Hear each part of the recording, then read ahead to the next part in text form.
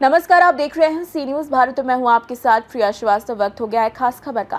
लखनऊ में गिरफ्तार आतंकियों से पूछताछ के दौरान एक और बड़ा सनसनीखेज खुलासा सामने आया है, जिसमें गाजियाबाद के 2 प्रमुख स्थानों को कथित रूप से निशाना बनाए जाने की जानकारी सामने आई है, जिससे सुरक्षा व्यवस्था पर गंभीर सवाल खड़े हो गए हैं। दरअसल लखनऊ में गिरफ्तार आतंकियों से पूछताछ के दौरान सामने आया कि ऑडियो और वीडियो चैट के आधार पर यह जानकारी मिली कि गाजियाबाद के शालीमार गार्डन स्थित हिंदू रक्षा दल कार्यालय और राजनगर एक्सटेंशन स्थित दिल्ली 6 मॉडल को कथित रूप से निशाना बनाने की योजना थी। इस खुलासे के बाद गाजियाबाद के शालीमार गार्डन स्थित हिंदू रक्षा दल कार्यालय में प्रेस वार्ता आयोजित की गई, जिसमें संगठन ने सुरक्षा व्यवस्था को लेकर गंभीर सवाल उठाए हैं। संगठन के राष्ट्रीय अध्यक्ष पिंकी चौधरी ने आरोप लगाया कि लखनऊ से मिली जानकारी के मुताबिक वो उनके कार्यकर्ता और उनका कार्यालय कथित तौर पर आतंकियों के निशाने पर थे।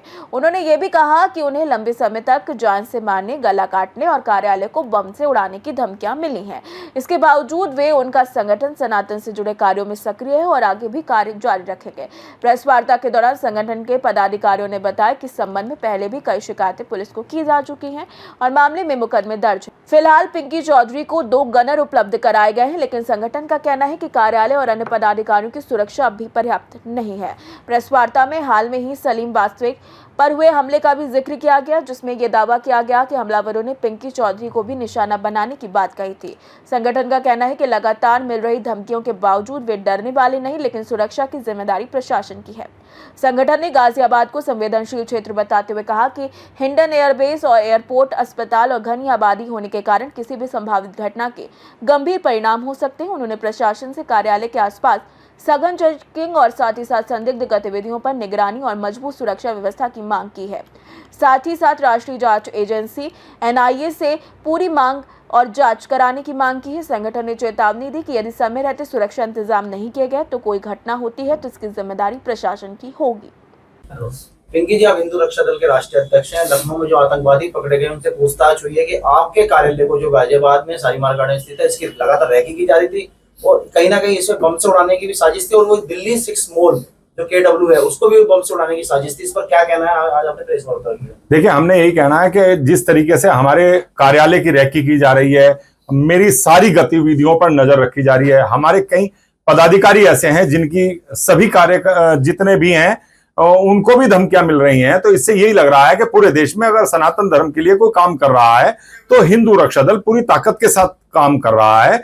अपनी बहन बेटियों को बचाना और जितनी भी गतिविधियां हैं, हिंदू रक्षा दल पूरी ताकत के साथ काम कर रहा है। तो इसीलिए पाकिस्तान में बैठे हुए इनके जो यहां हमारे अंदर, भारत के अंदर जो आतंकवादी हैं, उनके जो आका पाकिस्तान में हैं, वो यहां बैठे हुए लोगों से हमारी रैकी करवाना, हमको मरवाना, हमको धमकी दिलवाना, इस तरीके का काम चल रहा है। हमारी भारत की इंटेलिजेंस क्या कर रही है, हमारे भारत के जैसे जितने भी विभाग हैं, जिन्हें ये देखना चाहिए कि हमारे देश में रहते हुए लोगों को अगर खतरा है, वो पाकिस्तान में बैठे हुए लोगों के अनुसार हमारे देश में लोग चल रहे हैं, तो क्यों चल रहे हैं, कारण क्या है। इन्हीं सब चीजों को लेकर के हमने जो है प्रेस कॉन्फ्रेंस रखी है और हमने ये भी कहा है कि आगे सुरक्षा की जिम्मेदारी आपकी होगी, क्योंकि मेरे पदाधिकारी जितने भी हैं वो पूरी ताकत के साथ संघर्ष कर रहे हैं, लड़ रहे हैं।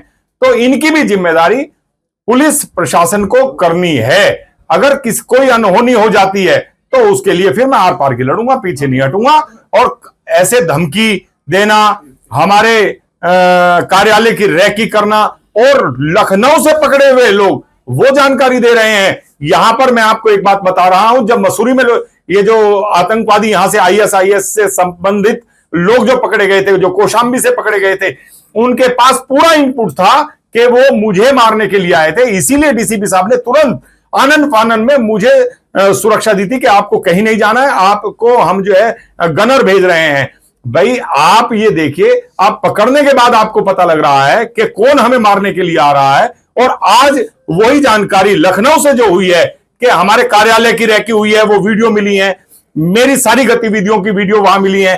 तो इन सब चीजों की इतना बड़ा षड्यंत्र होने के बाद वो तो लखनऊ वालों ने वहां खुलकर बताया है कि हिंदू रक्षा दल के कार्यालय को उड़ाने की साजिश थी। औरों ने तो किसी ने अब तक बताया ही नहीं। या सलीम वास्तविक जी ने बताया है कि जब उन्हें मार रहे थे तो उन्होंने कहा था कि पिंकी को भी इसी तरीके से काटेंगे, उसके कार्यालय पर गए थे। तो ये सब जितने भी लोग हैं, जितने भी आतंकवादी हैं ये सारे एक दूसरे से मिले हुए हैं और यही हमें सबको, जितने भी हिंदुत्ववादी योद्धा हैं उन्हें मरवाने का काम कर रहे हैं। मेरे को तो ये समझ में नहीं आ रहा है कि हम पाकिस्तान में रह रहे हैं कि हिंदुस्तान में रह रहे हैं।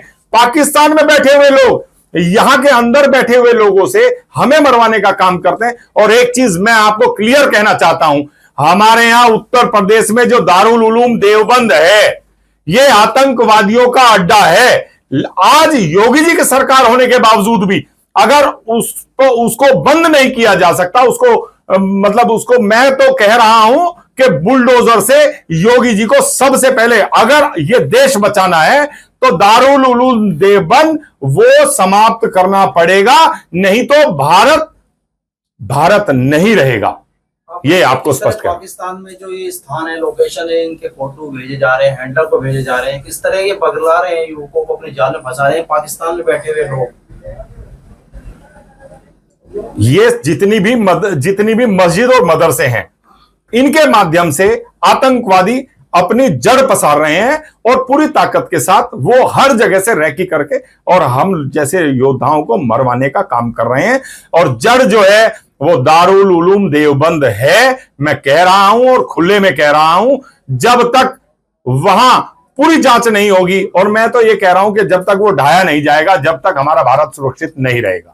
कुछ आपके पदाधिकारी भी निशाने पर है, जो आपके कार्यकर्ता हैं वो भी उनके निशाने पर है। वीडियो और ऑडियो रिकॉर्डिंग चैट से भी इस बात की सबूत सामने आया। ये प्रेस कॉन्फ्रेंस रखने का उद्देश्य केवल ये है कि हमारे किसी भी पदाधिकारी को कोई भी परेशानी होती है तो फिर हमारा संघर्ष जो हमारा जिहादियों से है फिर वो हमारा पुलिस प्रशासन से होगा। तो मैं वो बिल्कुल नहीं चाहता हूं। मैं ये चाहता हूं मेरे जितने भी पदाधिकारी हैं जो मजबूत कार्य कर रहे हैं उनको सरकार को लाइसेंस देना चाहिए, उनके पास अपना एक हथियार होना चाहिए। अगर प्रशासन आज भी हिंदू रक्षा दल के पदाधिकारियों को लाइसेंस नहीं देता है तो इसका मतलब तो फिर यह है कि शासन प्रशासन ही हमें मरवाना चाहता है। गाजियाबाद से सीनियर संवाददाता राजेंद्र चौधरी की रिपोर्ट। फिलहाल इस खास खबर में इतना ही। देश दुनिया की बाकी और खबरों के लिए आप बने रहिए सी न्यूज़ भारत के साथ।